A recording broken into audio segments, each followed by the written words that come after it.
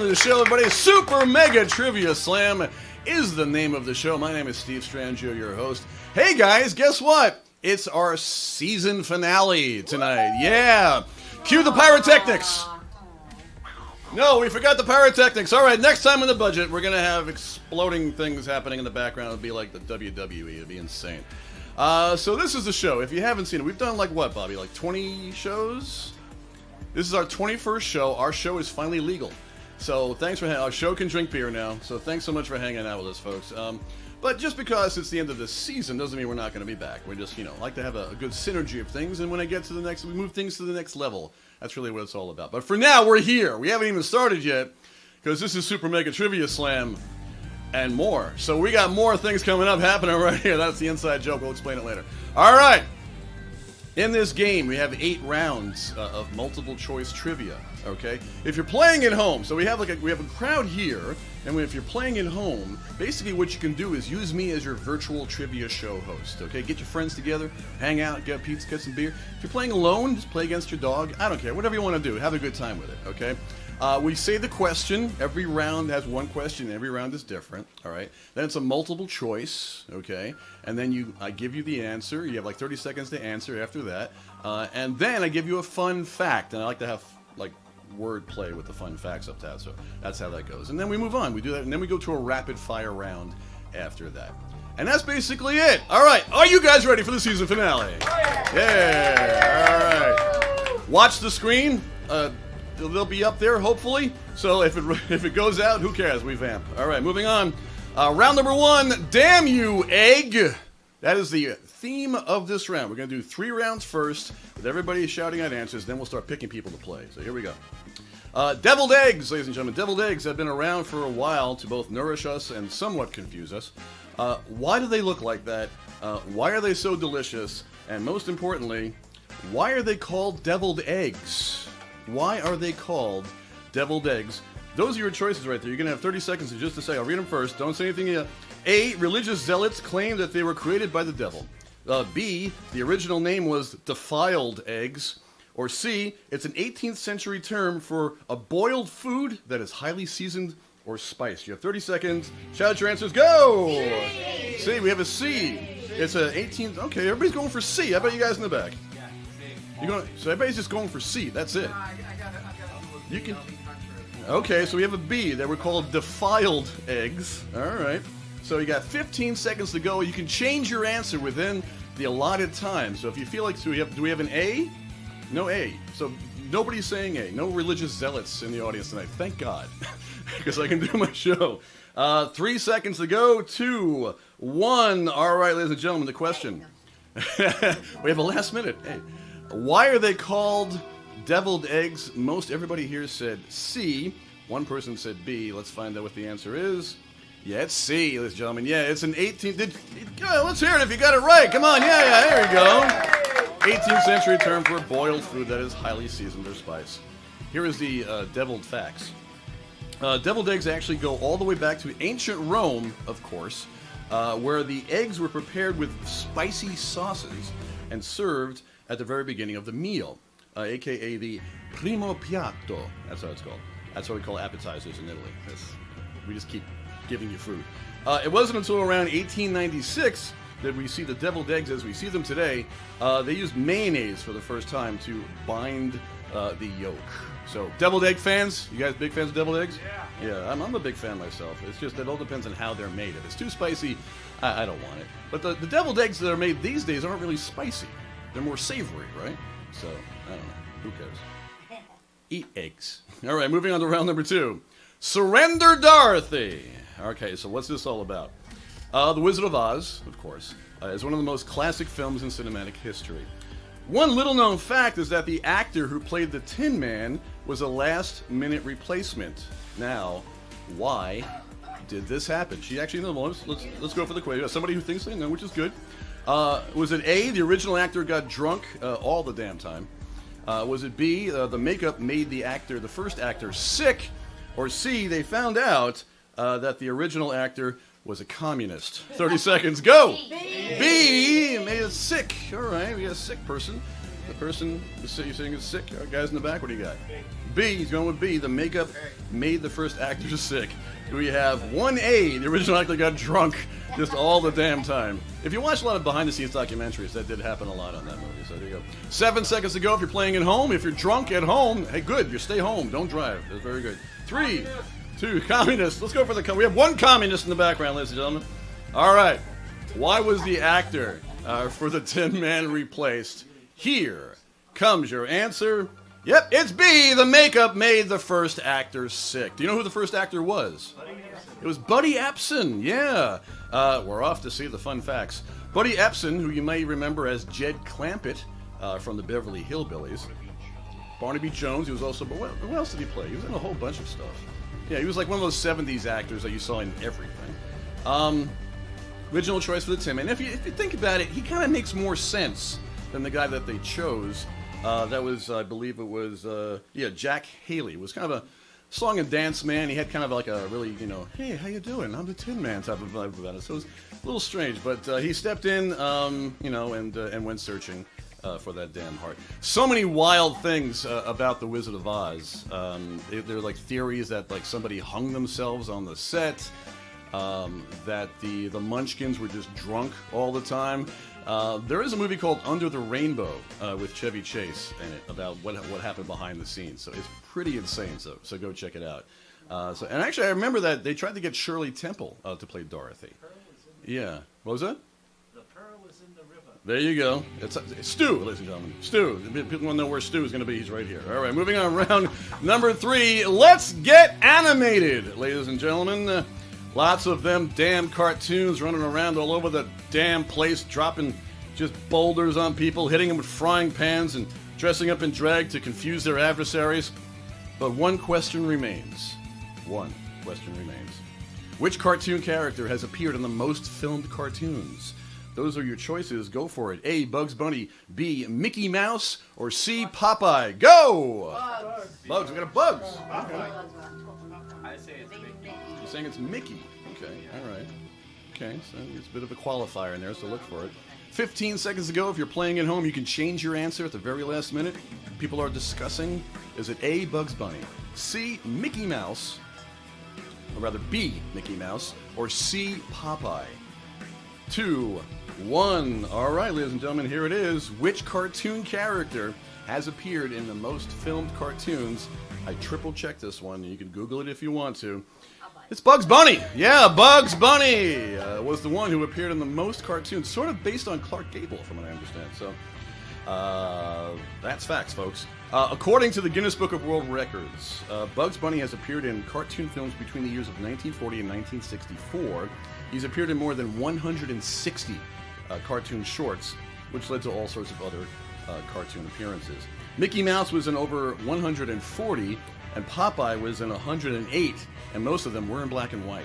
So I'm a big Popeye. I'm actually a fan of the Popeye cartoons from the 1940s. Bugs was after Groucho Marx. Bugs, yes, I can see that. Yeah, so it was like kind of a Clark Gable, Groucho Marx hybrid. Yeah, exactly. He was a bit of a smart ass, which is good. I'm a big fan of Bugs. I like the cartoons from the 40s are really, to me, the best cartoons because I grew up with them. I didn't get any of their references, when I was a kid. But now I think it's like MeTV. They're actually they have cartoons in the morning, and they show them, and they were like heavily edited too when we were watching them because there's so much stuff in there which is pretty bad. It was like midnight movie type of stuff. So there we go. All right, our first 3 rounds are down, and we're going to be moving on to picking people to play. Before we do that, a reminder: this is our season finale. So come, check out on all Strong Island TV. If you're seeing it on Strong Island TV, everything will be up there if you want to come check it out. It's on YouTube and so on and so forth. Also, we are doing a crowdfunding campaign to raise some extra money to film this puppy like a rock concert. So just go on to something called Seed and Spark. Seed, S-E-E-D, Seed and Spark, and search Super Mega Trivia Slam. Not Super Trivia Mega Slam. It's Super Mega Trivia Slam. All right. Who wants to play? Who wants to play? I'm looking at everybody right now. They're all staring at me. All right. Shout out your name, sir. Phil. Phil, who I ran into on the street in Patchogue. Phil and his magic drums. All right, Phil, here we go. Are you ready? The way it works is I'm going to ask him the question. Everybody here can shout out the answer. You wait until 30 seconds have elapsed, and then you give the answer, and hopefully you are correct. If you're doing it at home, same thing. Pick somebody to play. Everybody can shout out. There could be the right answer. It could be the wrong answer. They may want to try to trip you up, though. So watch out. Here we go. Here is your round. It's a Japanese kind of Christmas. Yeah, it's a Japanese kind of Christmas. So yes, they actually do celebrate Christmas in Japan. Santa Claus is known as Santa-san. That's actually true. Santa-san. The USA has a lot of Christmas traditions, but the Japanese have their very own tradition, which is also relates to these here states. Here comes the question. What fast food place do the Japanese use to order their Christmas meal? There are your choices. Actually real. There are your choices. Not yet. A, Burger King, B, Taco Bell, or C, KFC. Go! KFC. KFC. She's saying KFC right off the bat. KFC, okay. Convince Phil. Why are you saying... Not yet. So hold on to it. No, you can still change your answer. You got 10 seconds to go. Why are you saying KFC? I don't know. It's really good chicken. Really good chicken. What the heck? Guys in the back, what do you think? You're going to go with Taco Bell? Maybe they like a drive-through Christmas. You never know. All right. Time is up. Give me your answer. KFC. Now, you're choosing KFC because you just like chicken. Big fan of fried chicken. I think it's most logical. I think Burger King. Yeah. How does it relate to the Japanese culture, though? Not anything. I don't think. It just sounds good. It sounds like All a right. lot of chicken, like a big piece. Yeah, you have a big feast of chicken. There you go. All right, so he has chosen KFC. Is he right? You're right. Congratulations. Good job. There you go. Here is a Kentucky Fried Fact for you. Thanks to a brilliant ad campaign in 1974, KFC has become the ultimate place to buy Christmas dinner in Japan. This happened, it's rumored that a KFC manager in Japan told everyone that fried chicken was the preferred Christmas meal in America. It's Christmas. And everybody believed him. So I think it's happened around 1974 or so. Christman. It is Christman, a new superhero. So yeah, everybody, in Japan, for some reason, they just like to have KFC. Because they thought Americans, like we have turkey and Thanksgiving and Christmas, let's go to KFC. So whatever. All right, so who wants, whatever works, but you got it right. All right, who wants, the guys in the back, you want to play? No? Okay, just hanging out. All right, you play next. We'll get you next, Harry. All right, shout out your name. Yeah. Joe! All right, Joe, here we go. Round number 5. Let's talk about the Jolly Old Elf. So we're talking about Christmas, Christman. Let's talk about the Jolly Old Elf. Here we go. Santa Claus has gone by many names in all sorts of countries. I will give you 3 potential foreign translations of Santa Claus, and you have to guess the correct one. This is kind of like them foreign movie titles. It's crazy, but just with Christmas. All right, here we go. Is it A, Daddy Christmas, B, Uncle Jolly Man, or C, Klaus Van Santa? So this is a translation of some of the foreign names for Santa Claus. You have 30 seconds. Don't answer just yet. Shout out the answer. What is it? Klaus Van Santa. Just read it. There you go. Who is the real foreign Santa Claus? 2 of these are fake. 1 of these is real. We have a Daddy Christmas. He's going to be Uncle Jolly Man. 10 seconds to go. C, Klaus Van Santa. You will enjoy Christmas. So there you go. 3 seconds to go. All right, time is up. Joe, what do you think it is? I think it's Daddy. Daddy Christmas. Sounds like a 70s action movie, doesn't it? Get ready for Daddy Christmas. You heard of Father Christmas, so you're thinking Daddy Christmas might be the way to go. All right.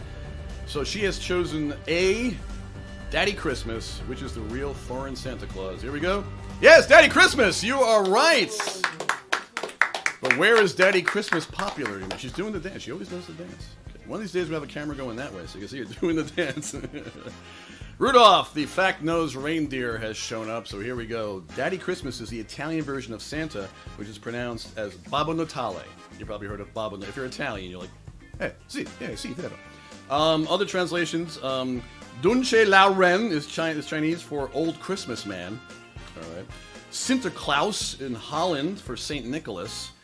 The actual St. Nicholas was born in Turkey, believe it or not. And there, Santa is known as Noel Baba. Noel Baba. And they're like, if you Google foreign Santa Claus people, you'd get 10,000 different types of things. So Santa Claus exists across the world because he's magic, and that's all there is to it. All right, who wants to play? Actually, Harry. So there we go. Shout out your name. I know your name, but shout out. Harry. Welcome, Harry. He's gonna shoot. He's gonna go for it. All right, here we go. Here comes your round, Harry. Doughy, tasty goodness. It's doughy, tasty goodness. The pretzel has been around for a while now and has since continued its fame in malls, street fairs, and somewhat sketchy New York, street food carts or city food carts. Here's a question about one version of the chewy pretzel, not the hard pretzel, the chewy pretzel. Why is a pretzel folded that way? Why is a pretzel folded that way? Those are your choices right there. To help the baking process, to help learn your prayers, or it's an ancient Aztec symbol. 30 seconds, help them out. Don't answer just yet, Harry. Go! I've stumped the crowd this time. B, to help learn your prayers. Okay. I'm gonna go with. Well, not yet. Wait, you got 10 seconds to go. Got 10 seconds to go. Help Harry out. 5 seconds to go. Guys, what do you think? A, to help in the baking process. All right, so why is a pretzel folded that way? Harry, what is your answer? A, to help in the baking process. Why is that? You have no idea, it just sounds good. Just to avoid the Jewish bagels. There you go. All right, so where do you go? Why is a pretzel folded that way? Is he correct? Sorry, it's B, to help learn your prayers, believe it or not. Yeah, I guess I'll tell you why. Dip this fact in mustard, folks. As the legend goes, an Italian monk in the year 610 AD would reward young children with this treat by folding bread in dough strips to resemble arms in prayer. All right. He called it pretiola, which meant little rewards. So it became pretzel when it went all across the world, and that's how you go. There you go. Exactly, at the start. Cost them some doughy goodness. All right. We're moving on to round number 7. We got 2 more rounds. Who wants to play? Oh, he's going to play. Bobby's going to play. Have you ever played? I don't think you've ever played. I love this. Awesome. Bobby Lucero, who owns this joint and gives us a chance to actually express ourselves creatively. And I'm publicly thanking you, Bobby, for being an awesome guy and always being there for us. So thank you, sir. Really appreciate it. All right, here we go. Do you take this question to be your trivia? There are many traditions when it comes to holy matrimony, and a lot of them started with most people refer to as the olden times. Here's a question based on one of those traditions about marriage. In historical terms, why is he called the best man?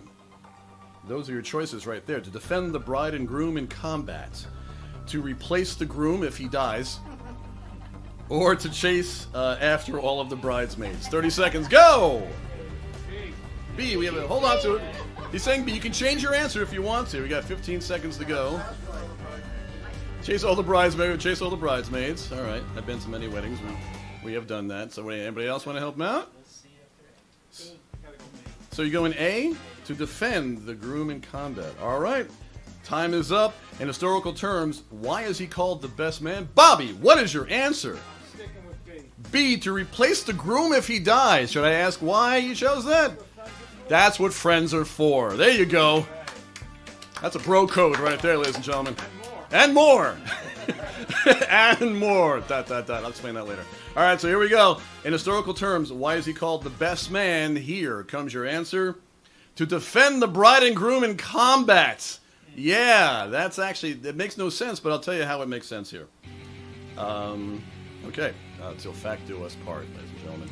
Many centuries ago, the kidnapping of the bride was very common. So a groom would pick the best fighter he knew in order to protect her and get her to the damn altar. So that's why he was the best man. These days, it's all about being there for the groom and organizing a kick-ass bachelor party. So there you go. So yeah, marriage. All right, moving on. So I'm not going to say marriage. All right. Stu, I'm going to pick you. Stu, you're our last player. Give a hand for Stu. He's been here. I said this joke before. I'm going to say it again. The very first episode, the first few episodes, all I had was an audience of Stu. That was it. But then people started coming here, and I started getting crowds, so I really appreciate it. So thank you for all your loyalty, man. You're awesome. All right, so here we go. We're going to help Stu. Stu, it's our favorite one. It's my favorite one. What is it? Them foreign movie titles is crazy. I love this, all right? Foreign movie translations of American movie titles, they don't just make any damn sense. They don't. So I will give you the American movie title, and you have to guess the foreign movie translation. All right, so here we go. The Terminator. What is the Polish translation of The Terminator? There are your choices. Future Man and Warrior Lady, Electronic Murderer, or Stop the Killer Robot. Go. A, B, or C? What do you think it is? A, we have an A. We have Future Man and Warrior Lady. B, Electronic Murderer. How about you down here? Ladies, what do you think? Electronic Gentleman, what do you think? He's staring? What do you got, big guy? C. So we have a nice range to choose from. All right, you have 1 second to go. It's over. Stu, The Terminator, the Polish translation. Give me an answer. You say A, Future Man and Warrior Lady. Why do you say that? Oh, because maybe it's like Kyle Reese was the Future Man because he came back to help her, and Warrior Lady was Sarah Connor. So that makes sense, right? That makes sense. It makes sense. It's not right. It's B, Electronic Murderer. Yeah, Electronic Murderer. It's okay. But actually, I don't care. Go nuts. Actually, it's pretty good. Why didn't we use that sound effect before? All right. I'll be fact. Yeah, I said it, and I don't care. It's a good joke. Here's a few fun facts about the Terminator, ladies and gentlemen. O.J. Simpson was supposed to play the Terminator. Believe it or not, they actually chose O.J. first. Yeah, so that went different ways. 2, Linda Hamilton trained with an ex-Israeli commando for the role of Sarah Connor. And 3, the original ending had Sarah Connor as an old woman telling her story into a tape recorder, which they did actually in the second one. And John Connor, the guy who came back to help her, becoming a U.S. senator. And they had a daughter, and then hilarity ensued. So that was Terminator. Yeah, they actually had a daughter in the original ending. He had a daughter with his mother? No, that wasn't his mother. That was John Connor was the guy who came back, I believe. I don't know. Kyle Reese came back. My mistake. It's actually Kyle Reese. It wasn't supposed to be John Connor. Thank you for pointing that out. That's awesome. It was Kyle Reese came back. John Connor was that. Yeah. That's Back to the Future. That was Back to the Future I was thinking about. That's okay. Whatever. Mistakes happen. All right. So the and more thing we were joking about. We're gonna get to a rapid fire round. 8 rounds of trivia, guys. Good job. There we go. Kyle Reese gonna come back and help me out. We were in here before, and some guy walked in. We were in a row of like stores, and some guy just walked in, going, "Is this the place where we do meditation?" And we were like, "No." But I was like, "No, it's over there." We're like, "And more." So it's like meditation and more. That's a new thing we're gonna open up now, a drive-through meditation place where you can get like side of fries and meditate, feel good about yourself. So we think that's a good business idea. Yeah, let's give it a shot. That too. Get some tater tots. I love tater tots. All right, folks, we're going to move on to our rapid-fire round. It's our last rapid-fire round for season number 1. The way this works is we got 5 questions, and you got like 3 seconds to answer, folks. And then I'm going to say a statement, all right? Now, when I say that statement, okay, you can either say one of 2 things. You can agree with me or disagree with me. If you agree with me, you'll say one thing. Disagree, you'll say another. So that's our rapid-fire round that's happening right now. You say, "That's awesome," if you agree with me, or "You lie," if you disagree with me. All right, you got the rules? Here we go. Rubber bands last longer when they're refrigerated. Go! Awesome. That is awesome! Yeah, okay. All right, what do you think over here? You lie. You lie like a rug. What do you think? Yeah? All right, time's up. Here we go. Rubber bands last longer when they're refrigerated. That's awesome. Versus you lie. That's awesome. Yeah, absolutely. That's how it goes. It makes the polymers relax. She was very happy that you said that. I'm very happy that you said that. All right, moving on to our second one. A tiger also has striped skin. Go. That's awesome. That's awesome. That's awesome. That would be awesome. Yeah. Okay, good. That's awesome. All right, here we go. A tiger also has striped skin. That's awesome. Absolutely. If you shave the tiger, I don't recommend it, but if you shave the tiger, you will see the same stripes on the skin that tiger actually has. So there you go. Joey, exactly. Joe Exotic probably has done. I'm not even getting into it. All right, moving on to number 3. The average human heart weighs 10 pounds. That's awesome versus you lie. It's just the head weighs 10 pounds. Some people have 20 pounds. So what do you think? The average person. So what are you saying? You lie or that's awesome? You lie. You lie. You're gonna lie. I'm a filthy, filthy liar. Should be punished. There we go. You lie. Yeah, it's 10 ounces. Your head weighs at least 10 ounces, not 10 pounds. If it does weigh 10 pounds, yeah, exactly. Moving on.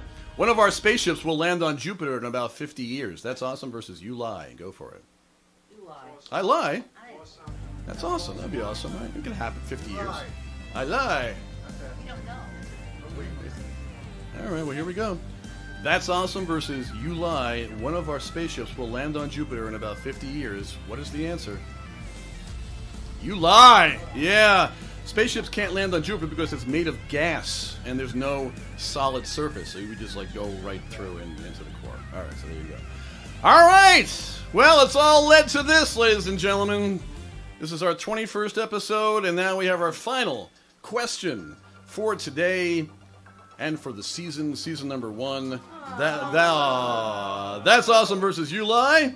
The term freelancer originated from self-employed, sword-wielding mercenaries. Go. That's awesome. That's awesome.